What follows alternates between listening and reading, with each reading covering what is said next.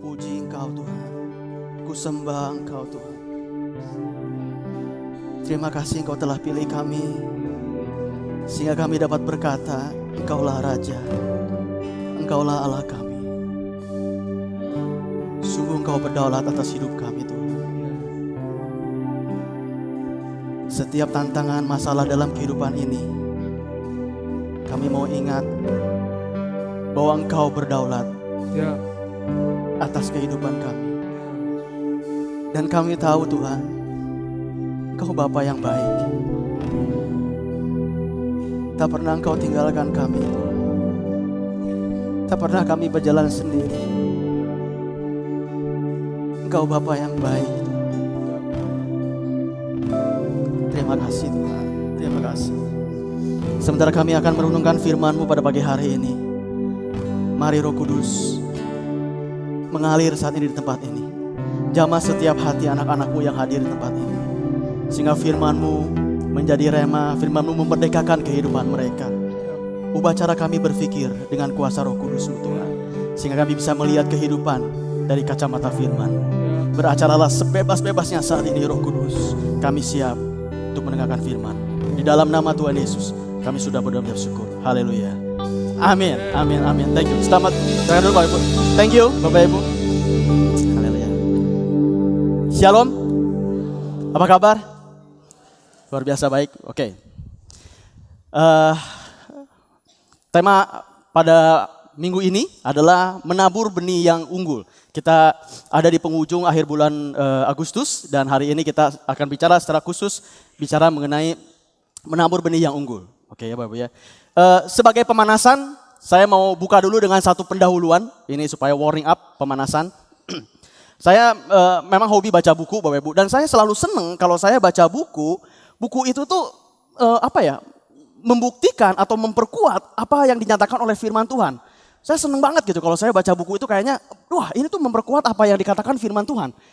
Oke, karena memang segala sesuatu itu ya firman Tuhan adalah kebenaran. Mungkin kita yang sering kali bilang, masa iya sih, apa benar apa enggak. Jadi saya senang kalau dibuktikan secara ilmiah dan dinyatakan bahwa benar prinsip firman Tuhan itu betul sekali. Ini salah satu buku yang saya mau sharingkan pada pagi hari ini. Ini ada judulnya namanya Give and Take, memberi dan mengambil. Pengarangnya namanya Adam Grant, ini orangnya. Ini orang hebat Bapak Ibu, masih muda. Dia adalah profesor termuda dan terfavorit. Jadi ada pemilihan profesor favorit gitu di sana ya. Dari university namanya Wharton University. Itu salah satu universitas terbaik di Amerika. Kalau kita mungkin UGM gitu ya atau IPB gitu ya, itu salah satu yang terbaik di dunia. Adam Grant bilang di buku ini bahwa sebetulnya yang namanya manusia itu bisa dibedakan menjadi 3 jenis. Dalam kehidupan sosial manusia itu dibedakan 3 jenis. Ada manusia yang tipikalnya adalah taker. Taker itu ya mengambil, jadi istilahnya egois gitu. Apa-apa yang penting buat saya, nggak mau nolongin orang lain, apa-apa kayaknya me, it's about me. Itu namanya taker. Yang ketiga namanya typical giver. Nah kalau giver itu ya orangnya senang memberi. Gitu ya, memberi bantuan, senang menolong orang lain, ya memberikan dana juga, supporting, doa dan segala macam. Orangnya itu senang memberi, senang membantu gitu. Itu tipikal yang ketiga. Tipikal yang kedua. Yang ketiga itu namanya mature, itu di tengah-tengah. Ya kadang-kadang ada egoisnya, tapi kadang-kadang juga dia juga mau membantu gitu. Jadi dalam buku ini dikatakan ada 3 jenis manusia secara umum. Nah, pertanyaan yang menarik di buku itu adalah dia meriset atau dia pengen tahu sebetulnya dari ketiga jenis manusia, kalau dikelompokkan seperti tadi, sebetulnya siapa sih di antara ketiga orang itu yang prestasinya paling tinggi? Jadi kalau di kerjaan ya dia top performance gitu. Dia yang berprestasi. Kalau dalam bisnisnya berhasil. Kalau di sekolah ya ranking 1, ranking 2, ranking 3 gitu. Siapa sih di antara ketiga itu yang top performers? Ini menarik Bapak Ibu pertanyaan ini, betul nggak? Dan dia nggak sembarangan. Dia mengambil data. Jadi ini based on research, based on data. Bukan cuma perasaan atau feelingnya dia, ini berdasarkan data. Di buku itu dikatakan 3 sampel. Nah saya nggak tahu apakah dia ngambil sampel yang lain atau enggak. Tapi di buku itu dikatakan 3 sampel dia dapatkan. Yang pertama dia ngambil data dari 160 insinyur di California. Yang kedua dia ngambil data 600 mahasiswa kedokteran di Belgia. Dan yang ketiga dia mendapatkan data dari para salesman. Jadi nggak dikasih tahu jumlahnya berapa di North Carolina gitu ya. In total mungkin bisa ribuan, 1000 lebih atau bisa lebih dari itu. Jadi datanya itu 1000 lebih. Ternyata hasil riset membuktikan Bapak Ibu, Yang paling berprestasi, makin ke atas makin tinggi. Yang paling berprestasi tinggi adalah, Bapak Ibu bisa nebak? Bisa nebak? Dapat sepeda lagi? Ya, udah habis sepedanya, Bapak Ibu udah kebanyakan ngasih. Yang middle ternyata adalah tipikal orang yang mature. Yang tadi tuh, kadang-kadang taker, kadang-kadang giver. Itu prestasinya middle. Dan yang menarik, dan ini yang buat saya excited, ternyata yang prestasinya paling yahut, paling oke, bisnisnya paling sukses adalah orang-orang tipikal giver. Aneh ya? Kayaknya orang-orang yang mau membantu gitu. Jadi kalau ada orang, aku mau usaha ini dong, dia mau membantu. Aku mau ini dong, dia mau membantu. Justru orang-orang seperti ini yang prestasinya paling oke. Buat saya ini excited Bapak Ibu, karena ini membuktikan firman Tuhan. Benar gak? Siapa yang memberi, ya dia akan menerima. Siapa yang menabur, dia akan menerima. Saya excited banget mendengar ini. Atau ini bukti ilmiah Bapak Ibu, bahwa sebetulnya kalau kita jadi orang baik, jadi orang giver, don't worry. Don't worry. Apa yang kita beri, pasti kita akan kembali kepada kita. Oke, ini pemanasan. Ini pemanasan sedikit aja, saya mau intro dari buku ini. Nah, ayat firman Tuhan hari ini akan diambil dari 2 Korintus 9 ayat yang ke-6 sampai yang ke-11. 2 Korintus 9 ayat yang ke-6 sampai yang ke-11. Oke, saya sudah siapkan ayat-ayatnya di depan.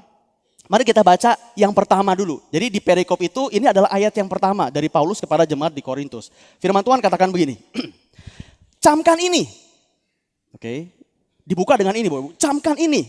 Orang yang menabur sedikit akan menuai sedikit juga. Orang yang menabur banyak akan menuai banyak juga. Bapak Ibu, perikop ini dibuka dengan ini. Ini adalah hukum, law. Semua berlaku Bapak Ibu. Ini namanya hukum. Orang yang nabur sedikit, menuai sedikit. Orang yang menabur banyak, menuai banyak. Ini law, hukum. Berlaku buat semua orang, buat siapa saja ini hukum. Baik orang percaya maupun orang tidak percaya.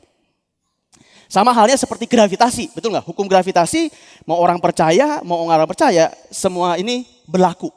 Dan yang namanya hukum tadi, menabur sedikit, menuai sedikit, menabur banyak, menuai banyak. Ini konteksnya bisa macam-macam. Bapak Ibu, kalau kita sering menabur perbuatan baik, otomatis kita akan menuai hal yang baik. Betul ya? Kalau kita sering berkata positif, otomatis juga kita mendapatkan hal yang positif.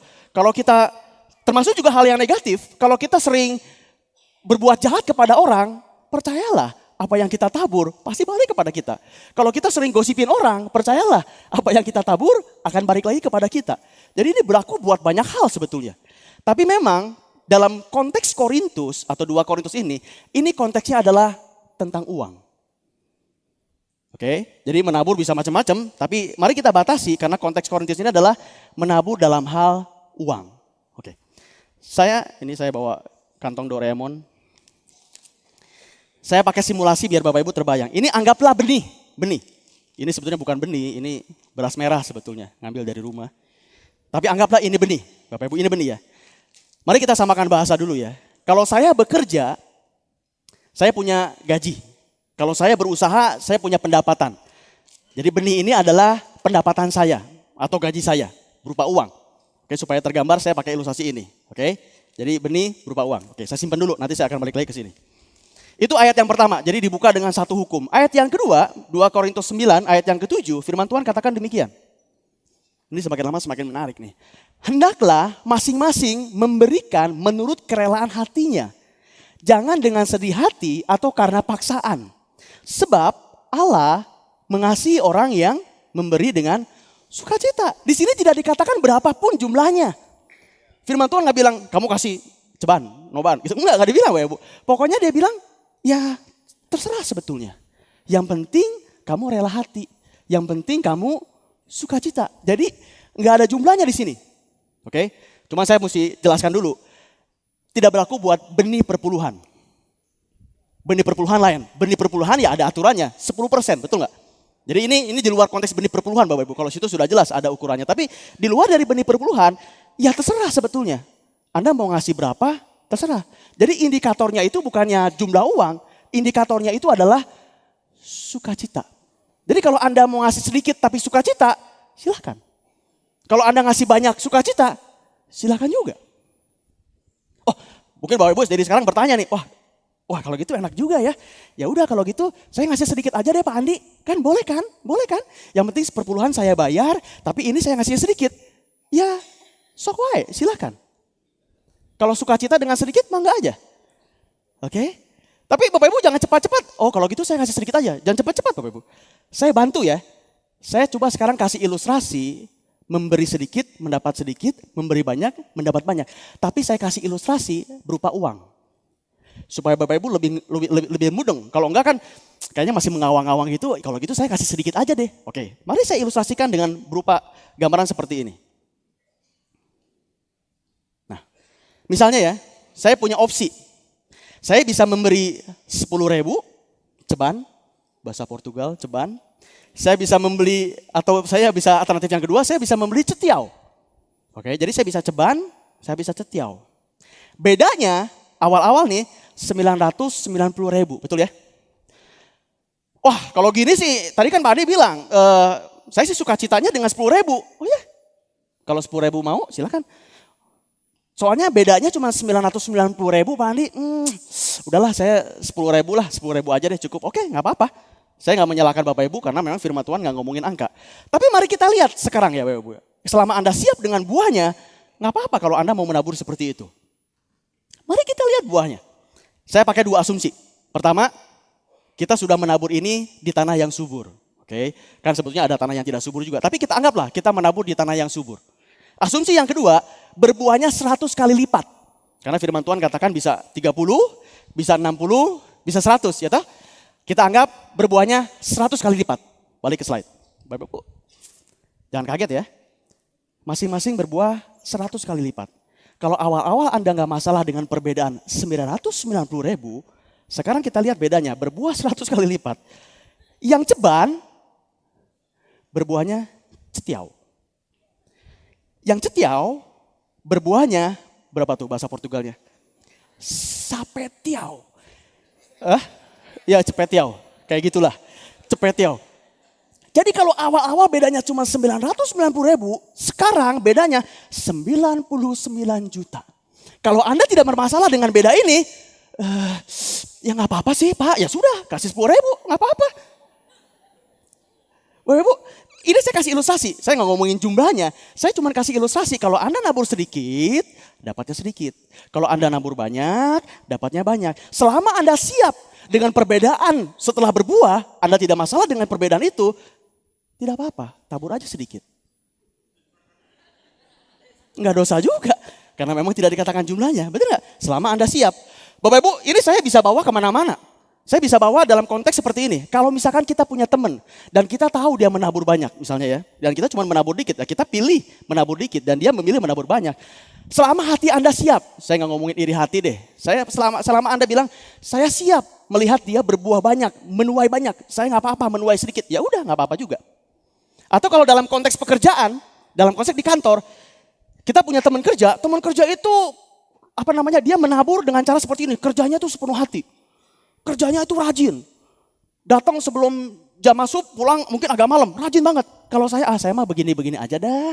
Yang penting asal kerja aja, yang penting saya mah dibayar aja cukup. Dia mau rajin seperti itu ya terserah. Dia mau disiplin seperti itu, saya mah begini-begini aja ya. Ya sudah kalau Anda fine dengan itu ya udah. Tapi Anda siapkan dirimu, kalau dia setahun 2 tahun dari sekarang, dia punya jabatan lebih tinggi dari Anda. Siapkan diri kita untuk itu. Karena apa yang Anda tabur, itu yang akan Anda tuai. Kalau Anda menabur sedikit, Anda akan menabur sedikit. Kalau Anda menabur banyak, Anda akan menuai banyak. Oke, bahan perenungan yang pertama nih. Baik, next. Tadi firman Tuhan katakan, kenapa ya? Tadi firman Tuhan katakan, kenapa kita nggak bisa memberi dengan sukacita? Karena kita sering sedih dan sering terpaksa. Tadi firman Tuhan katakan begitu. Sekarang pertanyaannya begini Bapak Ibu. Kenapa ya? Kalau kita memberi itu, kok kita bisa merasa sedih atau terpaksa? Kira-kira kenapa? Kenapa kita kalau mau memberi, kok ngerasa sedih dan terpaksa? Menurut saya ada 2. Yang pertama, kenapa kita sedih atau kenapa kita terpaksa kalau memberi? Menurut saya yang pertama adalah, kita nggak tahu itu teh untung apa enggak. Betul nggak? Kita nggak tahu. Kalau saya kasih benih ke orang, kalau saya memberi, ini teh bakalan menguntungkan buat saya apa enggak? Ngitungnya gimana? Ngitungnya kumaha, gimana? Beda halnya seperti ini, Bapak Ibu. Kalau umpamanya saya punya teman dan dia bilang begini, Di, mau gak kamu investasi di saya? Saya jamin deh kalau kamu investasi 1 juta, minggu depan pasti akan berbuah jadi 2 juta. Misalnya dia bilang begitu. Oh dan betul, setelah saya investasi 1 juta, minggu depannya balik 2 juta. Anggaplah dia betul gitu ya Bapak Ibu. Anggaplah dia betul. Suatu hari dia nawarin lagi, nih ada lagi programnya. Kayak program yang kemarin, seminggu bisa berbuah lagi 100 kali lipat. Kira-kira saya mau lagi nggak? Waktu saya ngasih duit investasi ke dia, kira-kira saya berat hati nggak? Kira-kira sedih nggak? Kayak gitu nggak? Hah?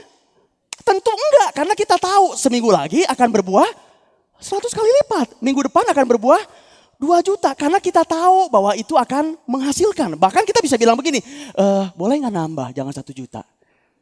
Karena bakalan berbuah 100 kali lipat, Kak. Boleh nggak saya kasih lagi deh yang lebih besar, 10 juta gitu, boleh nggak? Pasti kita begitu. Karena kita tahu akan menguntungkan, betul nggak? Tapi masalahnya, kalau kita menabur sesuai dengan firman Tuhan, kira-kira menguntungkan apa enggak sih sebetulnya? Kan itu pertanyaannya. Bapak Ibu, ini luar biasanya Tuhan. Tuhan tahu banget apa yang dalam pikiran kita. Tuhan tahu banget kalau manusia akan berpikir untung dan rugi. Makanya Tuhan jawab di ayat selanjutnya. Mari kita baca Bapak Ibu. 2 Korintus 9 ayat yang ke-8. Ini jawaban Tuhan kalau kita punya kekhawatiran itu. Firman Tuhan katakan dalam 2 Korintus 9 ayat yang ke-8. Firman Tuhan katakan begini. Dan Allah sanggup melimpahkan segala kasih karunia kepada kamu, supaya kamu senantiasa berkecukupan di dalam segala sesuatu, dan malah berkelebihan di dalam berbagai kebajikan. Saya punya versi dalam bahasa Inggris, khususnya dalam versi New Living Translation, ini lebih nendang menurut saya. Firman Tuhan katakan begini, jadi kalau kita memberi, and God will generously provide all you need.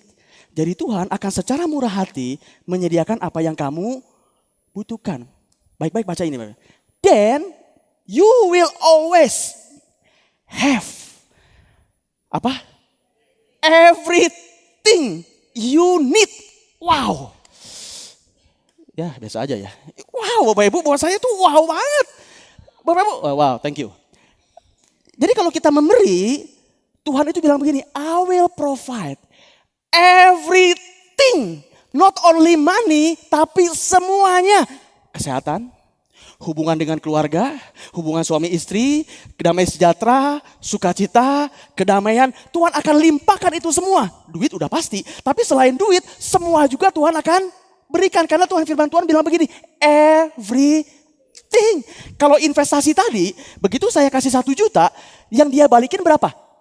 2 juta. Yang dia balikin cuma berupa uang kembali. Dia nggak bertanggung jawab sama kesehatan saya, dia nggak bertanggung jawab sama keluarga saya, dia nggak bertanggung jawab sama kehidupan saya. Dia hanya bilang uangnya akan balik kembali. Tapi kalau kita menabur dalam firman Tuhan bilang begini, hey, nggak cuma uang yang akan aku balikin, aku akan balikin semua yang kamu butuhkan. Wow, thank you Lord.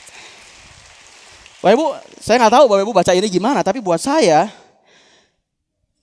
wah Tuhan luar biasa banget. Jadi memang gak bisa dihitung jadinya. Balasan dari Tuhan itu jadinya gak bisa dihitung loh, bener gak? Karena yang kita berikan berupa uang, yang dia balikan itu bukan cuma uang, semuanya. Jadi memang tak terhitung. Itu luar biasa Tuhan Bapak Ibu. Jadi kalau saya mau bilang pakai ini lagi. Jadi ini pendapatan saya, ini gaji saya, ini hasil dari usaha saya. Setelah dipotong perpuluhan, 10%, dipotong dengan kebutuhan hidup sehari-hari. Mungkin Bapak Ibu juga ada tabungan, silakan. Anggaplah sisanya begini. Jadi firman Tuhan begini, tabur. Kalau kamu nabur, aku akan pelihara everything you need. Tabur. Terserah berapa, terserah. Yang penting kamu sukacita. Oke? Kamu mau nabur sedikit, aku siapkan lahannya. Kamu mau nabur banyak, aku juga siapkan lahannya. Jangan khawatir sama lahan. Seberapa kamu mau menabur, aku siapkan lahannya. Lahan selalu ada. Yang penting kamu mau nabur apa enggak. Oke? Tabur. Tabur. Dan begitu kita tabur, Tuhan akan balikan bukan cuma hanya benih, tapi everything that you need. Itu yang pertama. Dan Bapak Ibu, menurut saya, next, mengapa kita sedih atau mengapa kita terpaksa kalau memberi? Kalau yang tadi yang pertama adalah kita nggak tahu ini akan untung atau rugi. Itu yang pertama. Yang kedua, kenapa kita sedih atau kita terpaksa kalau kita memberi? Yang kedua menurut saya adalah karena kita takut kurang. Kalau saya ngasih, apalagi ngasih semuanya, saya piye? Saya gimana lah, saya mau makan apa? Lalu saya bagaimana dong, betul gak Bapak Ibu? Kita takut kurang. Makanya itu yang kita bikin, yang membuat kita jadi rada sedih, rada gelisah gitu ya. Kalau kita mau ngasih karena kita takut kurang. Aduh, sekali lagi Bapak Ibu, Tuhan tahu banget apa yang kita pikirkan. Makanya Tuhan langsung jawab di ayat selanjutnya. Firman Tuhan itu luar biasa ya Bu. Tuhan langsung jawab di ayat next. 2 Korintus 9 ayat yang ke-10. Langsung di bawahnya ya Bu. Firman Tuhan katakan begini. Ia yang menyediakan benih bagi penabur. Dan roti untuk dimakan. Ia juga yang akan menyediakan benih. Saya ulangi nih. Menyediakan benih bagi kamu. Dan melipat gandakannya dan menumbuhkannya buah-buah kebenaranmu. Bapak Ibu jangan cepat-cepat baca ayat ini. Ini ayatnya dalam banget. Dan ini menjawab hal yang membuat kita sedih hati atau gelisah kalau kita ngasih karena takut kurang. Tuhan jawab dengan firman ini. Bapak Ibu saya coba ilustrasikan ya. Bapak Ibu perhatikan baik-baik nih. Saya sungguh berdoa biar Bapak Ibu juga dapat pewahyuan ini nih. Boleh kembali ke ayatnya. Jadi kalau saya kerja di akhir bulan saya dapat gaji. Di akhir bulan saya dapat pendapatan. Oke. Lalu saya bekerja. Minggu pertama saya mulai kerja. Kerja, berusaha sambil nabur benih. Oke, minggu pertama nabur benih. Minggu kedua ya saya tetap bekerja, betul, seperti biasa saya tetap berusaha sambil benih tetap saya tabur. Benih saya tabur. Itu minggu kedua. Minggu ketiga saya tetap bekerja seperti biasa, bisnis apa segala macam, bekerja sambil menabur benih. Nah mungkin di minggu ketiga benih saya sudah mulai lebih sedikit daripada yang tadi. Oke, karena kan sudah mulai ditabur. Minggu ketiga sudah mulai sedikit. Oke, nggak apa-apa. Saya masih bekerja, saya masih berbisnis segala macam. Minggu keempat, saya masih bekerja, saya masih berbisnis. Benihnya sudah lebih sedikit lagi, jadi tinggal segini.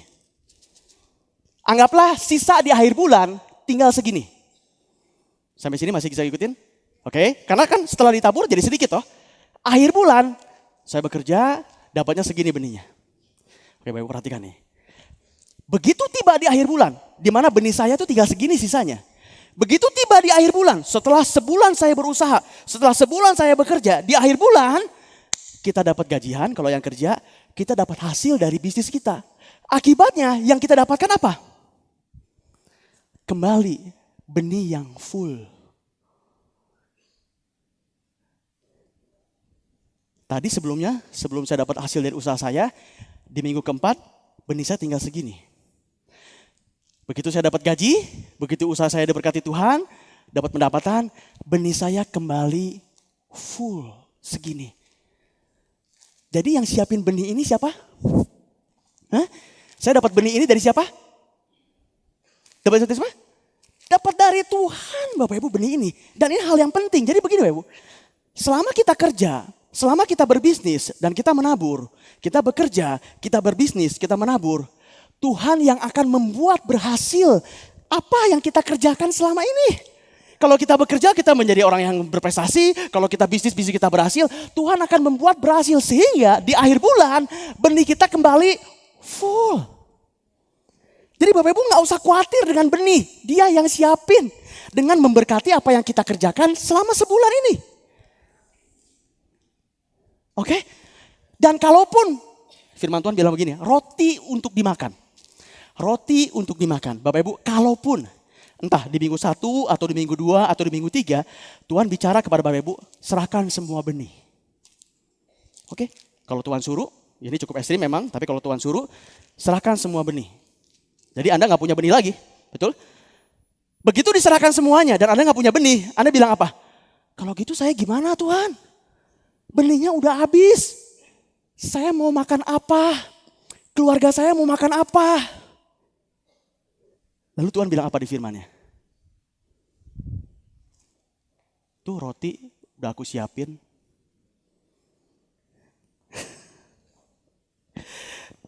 Bapak nangkep maksud saya? Kalaupun sebenarnya udah habis, kita takut apa yang mau kita makan, Tuhan bilang, roti udah aku siapin buat kamu makan. luar biasa banget Tuhan. Jadi kalau benih sama roti gak ada hubungannya. Benih udah habis. Kalaupun kita takut kekurangan, hey, ngapain kamu khawatir? Aku siapin roti tuh buat kamu makan. Jangan khawatir dengan benihnya. Aku siapin roti. Dan benih itu pun akan berbalik lagi kepada kamu. Jadi saya mau bilang begini Bapak Ibu. Kalau saya penabur, benih yang saya punya datangnya dari Tuhan. Lahan tempat di mana kita menabur, Tuhan sudah siapkan. Betul? Dan kalaupun benihnya kita buang, kita tabur semuanya. Tuhan masih siapkan roti. Jadi Bapak Ibu, semua sudah Tuhan siapkan. Benih untuk ditabur sudah siapkan, lahan yang mau ditabur sudah siapkan, bahkan roti untuk kita makan pun Tuhan sudah siapkan. Jadi semuanya Tuhan udah siapin. Kenapa kita takut? Satu yang Tuhan gak bisa ambil. Satu yang Tuhan gak bisa paksa. Hati yang rela untuk memberi. Itu yang Tuhan gak bisa paksa. Itu yang terserah kepada Bapak Ibu. Bapak Ibu mau ngasih seberapa banyak. Terserah hati yang rela seperti apa. Dan buat Tuhan bukan uang yang penting. Buat Tuhan hatimu yang rela untuk memberi. Itu yang penting buat Tuhan. Karena semuanya Tuhan udah siapin. Apalagi yang belum disiapin? Benih dia yang kasih, lahan dia yang siapin, roti juga dia yang kasih. Benar gak? Satu aja yang dia gak bisa paksa. Dan itu mesti saudara yang putuskan. Hati yang rela untuk memberi. Wow. Oke. Dan Bapak Ibu, saya lanjut ya. Dalam firman Tuhan, juga dalam ayat selanjutnya. Ada beberapa hal yang menarik atau hal yang luar biasa. Kalau kita punya kebiasaan memberi. Oke, ada hal yang menarik, luar biasa menurut saya. Ini hal yang pertama. Jadi kalau kita punya kebiasaan memberi, ini yang akan terjadi. Ini luar biasa. 2 Korintus 9 ayat yang ke-11a. Oke, nanti 11b, ini 11a dulu. Ini hal yang menarik, yang luar biasa. Yang pertama, kalau kita punya kebiasaan memberi. Yang pertama begini. Kamu akan diperkaya dalam segala macam kemurahan hati. Itu keunikan yang pertama. Lebih jelas lagi dalam versi New Living Translation. Dia bilang begini. Yes, you will be enriched, diperkaya. In every way, so that you can always be generous. Ini luar biasa Bapak Ibu. Ini hal yang menarik yang pertama dan luar biasa kalau kita punya kebiasaan memberi. Jadi begini, dia bilang begini. Tuhan bilang begini. Kalau kamu punya kebiasaan memberi, mungkin pertama-tama cuma sedikit. Karena kita, Pak Andi saya belum biasa untuk memberi. Boleh gak saya jarang-jarang dulu? Boleh gak saya sedikit-sedikit dulu? Silakan. Tapi ini luar biasa kalau kita punya kebiasaan memberi. Mungkin awal-awal cuma sebulan sekali, itu pun gak banyak. Awal-awal sebulan sekali, itu pun gak banyak. Tapi kalau kita saling memberi, Tuhan bilang begini. You will be enriched. Kita akan punya roh yang senantiasa berkemurahan hati. Makin lama kita itu jadi orang yang makin murah hati Bapak Ibu. Jadi seperti kalau bola salju, awal-awal mungkin sedikit. Tapi lama-kelamaan dia jadi gede Bapak Ibu. Luar biasa. Ini luar biasa Bapak Ibu menurut saya. Jadi semakin lama kita itu akan semakin murah hati. Jadi kalau awal-awal begini, saya kasih gambaran. Awal-awal mungkin sebulan sekali. Oke, itu pun sedikit. Awal-awal sebulan sekali. Tapi lama-lama kalau kita bisa memberi, lama-lama kita akan begini. Aduh, pengen memberi nih. Di mana lagi nih? Di mana lagi lahannya nih? Pengen memberi nih, nggak sabar. Jadi begitu loh. Benar Bapak Ibu, coba aja. Karena firman Tuhan katakan, you will be enriched. Nggak sabar, pengen kasih lagi tuh nggak sabar. Karena, pengen memberi. Nggak sabar, pengen ngasih gitu. Jadi begitu. Sorry, saya agak semangat nih. Aduh, sorry. Kebawa emosi, cuman ya seneng. Itu hal unik yang pertama kalau kita punya kebiasaan memberi. Hal unik yang kedua kalau kita punya kebiasaan memberi, ayat selanjutnya. Masih di ayat yang 9 tapi ayat 9 yang 11b. Firman Tuhan katakan begini. Yang membangkitkan syukur kepada Allah oleh karena kami. Dalam versi yang bahasa Inggris kembali ini lebih jelas Bapak Ibu. And when we take your gift to those who need them. Jadi kalau kita memberikan benih yang kita punya kepada orang yang membutuhkan, itu kan lahan yang kita kasih ya, orang yang membutuhkan. Orang yang menerima itu, they will thank God. Jadi kalau saya punya benih, saya tabur kepada orang, lalu ada orang yang menerima, orang itu menerima benih, dia menerima benih begini, pasti dia makasih sama kita. Kamsia kok, kamsia ci, pasti begitu kan? Bilang makasih. Tapi setelah si engkau si incinya gak ada, Dia pegang benih ini, lalu dia bilang begini, Tuhan, terima kasih buat mukjizat yang kau berikan. Terima kasih buat kebutuhan yang kau berikan. Bapak Ibu, saya mau bilang gini, lewat pemberian yang kita beri kepada orang lain itu akan memuliakan Tuhan melalui apa yang kita beri. Dan yang luar biasa gini, semua benih Tuhan yang siapin. Jadi sebetulnya Bapak Ibu, waktu kita memberi, Tuhan ingin supaya orang yang menerima pemberian itu memuliakan Dia melalui kerelaan hati yang kita punya untuk memberi. Sekarang saya tanya gini Bapak Ibu, bisa gak sih Tuhan langsung aja kasih ke orang yang membutuhkan? Bisa banget, tapi bukan itu cara kerja Tuhan. Kata-kata Tuhan adalah, saya ingin engkau menjadi saluran berkat buat orang banyak, supaya orang itu memuliakan aku dengan pemberian yang engkau berikan. Tuhan pengen itu Bapak Ibu. Dan itu membutuhkan hatimu yang rela.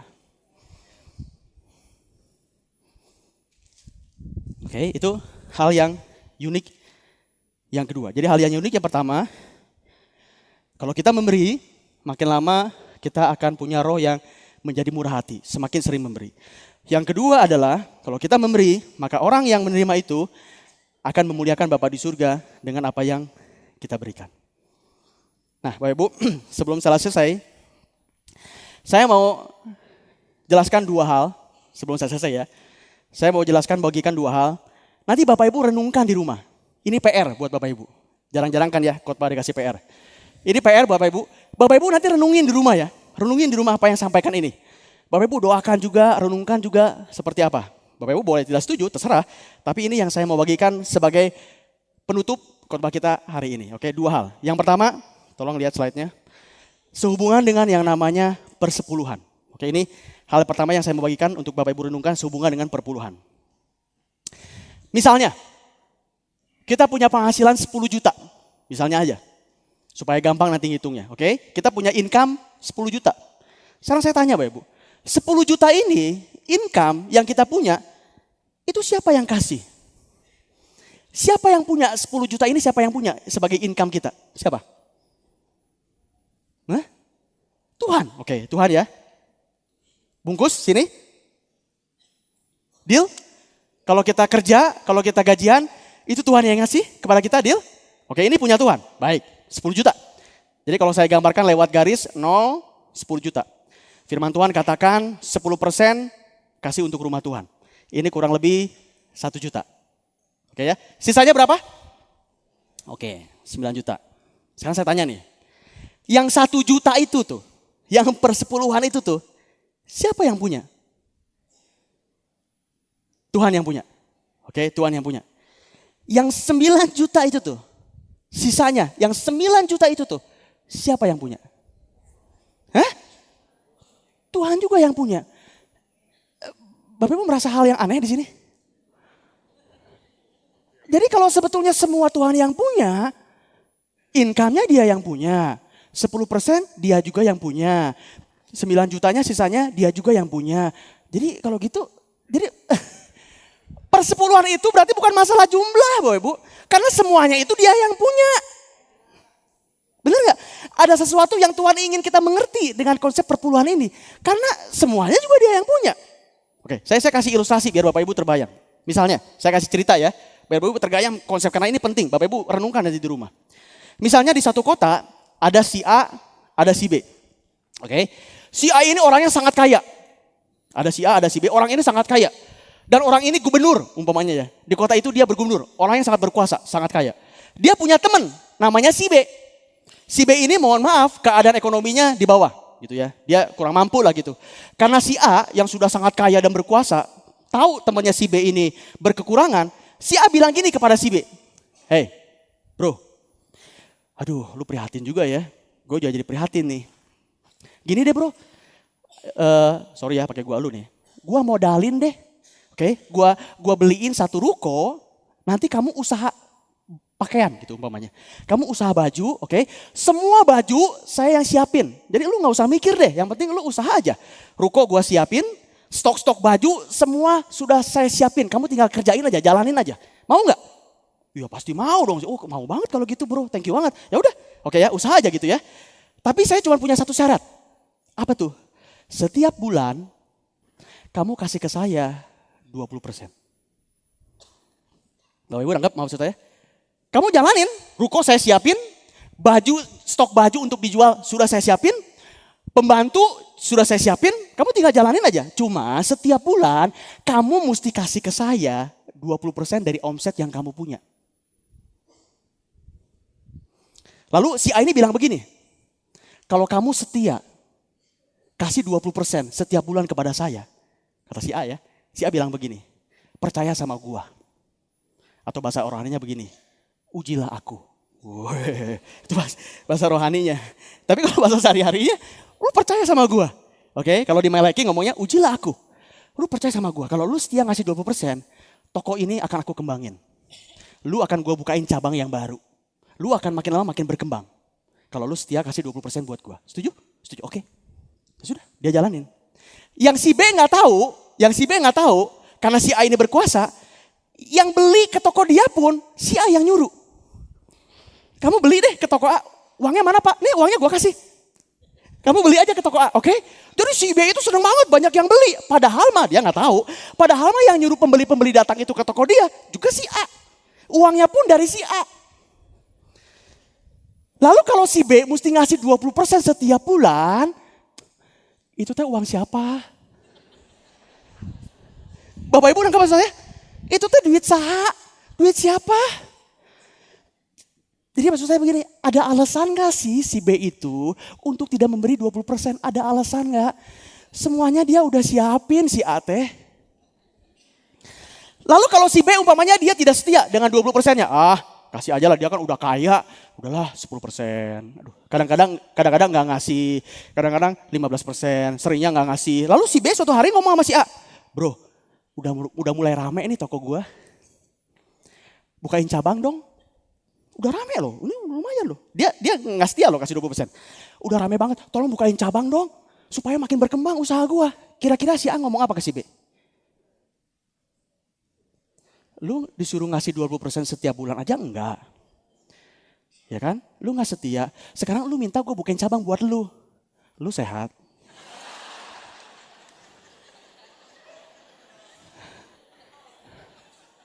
Aduh, untung Tuhan gak gitu ya. Coba Tuhan gitu ke kita. 10% aja gak bisa, mau ditambahin, lu sehat. Untung ini contohnya si A dan si B, bukan Tuhan nih. Ini si A dan si B. Jadi Bapak Ibu sebetulnya si A itu buat si A, ini bukan masalah 20%-nya, betul gak sih? Bukan masalah 20%-nya, aduh yang dia mau adalah satu, dia setia gak ngasih 20%. Itu yang dia mau tahu. Yang kedua, kamu bisa manage gak toko kecil itu? Kalau kamu bisa manage toko kecil itu, baru nanti aku kasih toko yang gede. Lah ini mah tokonya aja belum bisa di-manage dengan baik, masih acak-acakan, 20%-nya aja kamu belum ngasih, lalu kamu mau minta aku memberkati engkau lebih banyak. Hah? Serius? Bapak Ibu, coba renungkan ini. Jadi saya mau bilang begini, perpuluhan sama sekali bukan buat Tuhan. Perpuluhan buat Anda sendiri. Betul nggak?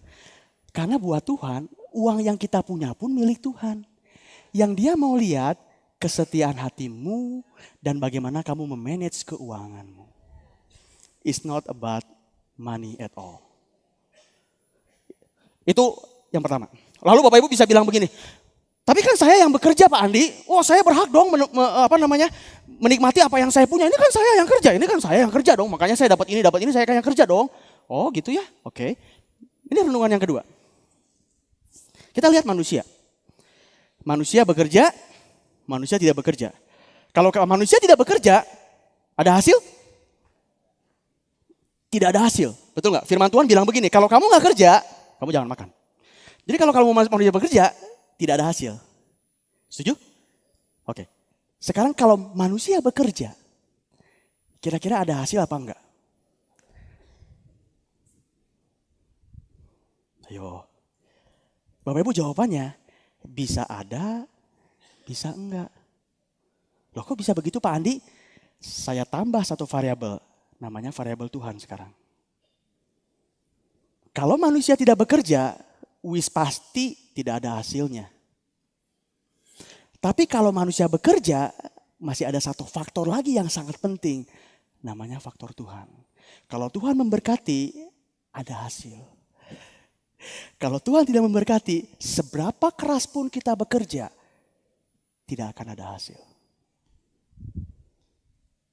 Saya bisa buktikan dari firman Tuhan. Paulus bilang begini, aku menanam, Apolos menyiram. Yang menumbuhkan, saya ulangi Bapak Ibu. Paulus menanam, Apolos menyiram. Belum selesai. Tuhan menumbuhkan. Kalau nggak ada ini, Paulus bisa setengah mati nanam, bekerja keras siang malam nanam, Apolos bisa bekerja keras siang malam nyiram. Kalau nggak Tuhan tumbuhin, memangnya yang numbuhin tanaman itu Paulus. Yang numbuhin tanaman Apolos. Yang numbuhin tanaman siapa? Tuhan. Kita bisa kerja setengah mati, kalau Tuhan nggak numbuhin, nggak ada hasil. Sama seperti ini. Kita bisa nabur benih. Wah, capek banget nabur benih. Lahannya kita pilih menabur benih. Kita udah siramin. Udah, sampai poin itu kita bisa ngapain? Nunggu. Siapa yang ditunggu? Tuhan menumbuhkan. Oke, saya kasih dalam konteks sehari-hari. Ini konteks sehari-hari dan ini kisah yang saya alamin. Hari Rabu yang lalu, saya kasih proposal penawaran ke salah satu perusahaan untuk project consulting gitu ya, project konsultan. Saya sudah siapkan dengan sebaik-baiknya. Saya siapkan dengan baik, dengan matang, saya berdoa, dapat harganya. Udah, saya sudah melakukan bagian saya. Saya kasih kepada perusahaan itu, klien itu. Sekarang saya mesti ngapain? Bagian saya, di mana saya sudah bekerja, saya sudah lakukan. Sekarang terserah Tuhan. Mau gak menggerakkan hati orang itu untuk oke atau deal dengan yang saya buat. Betul gak Bapak Ibu? Jadi kalau kita berusaha, ada satu poin lagi namanya Tuhan. Jadi kita mesti berusaha lalu berserah kepada Tuhan. Bukan pasrah, kita berusaha berserah. Kita seringnya kita gak mau bekerja, langsung serahin sama Tuhan. Itu namanya pasrah. Jangan pasrah, tapi kita mesti berserah. Berserah itu artinya apa? Kita sudah lakukan bagian kita dulu, baru kita serahkan kepada Tuhan. Kita usaha dulu, baru Tuhan kita tunggu hasilnya. Bapak Ibu coba renungkan dua hal ini ya. Ini sebagai PR Bapak Ibu di rumah nanti. Coba direnungkan hal ini. Oke. Sebagai penutup. Saya akan ulangi Bapak Ibu. Sebagai penutup itu begini.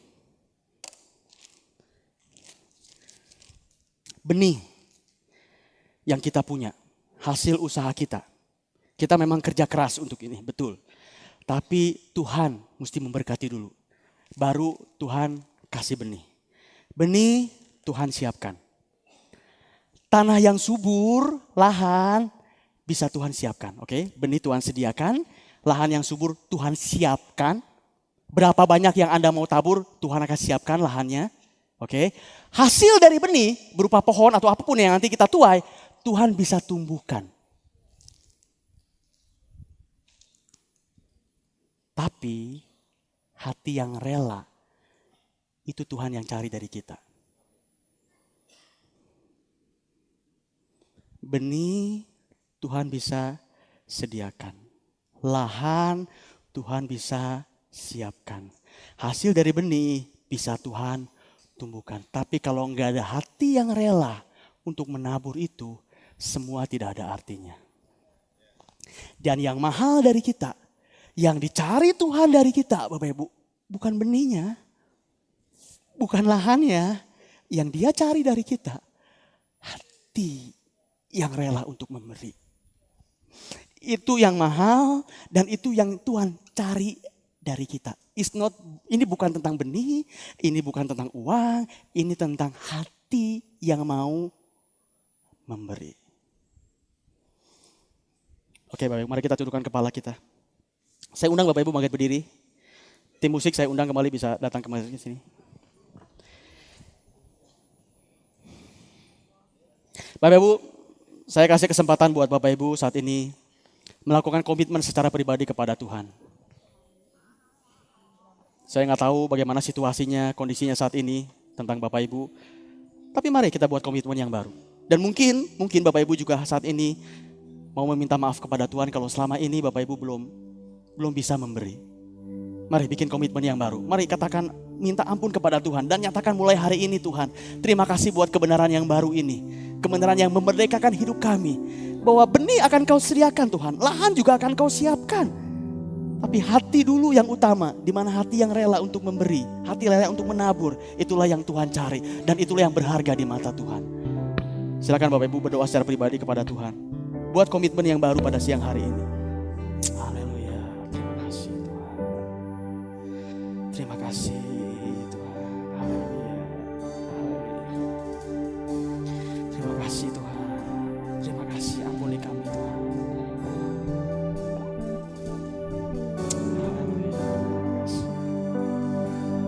Tuhan, terima kasih buat firman-Mu pada pagi hari ini, Tuhan.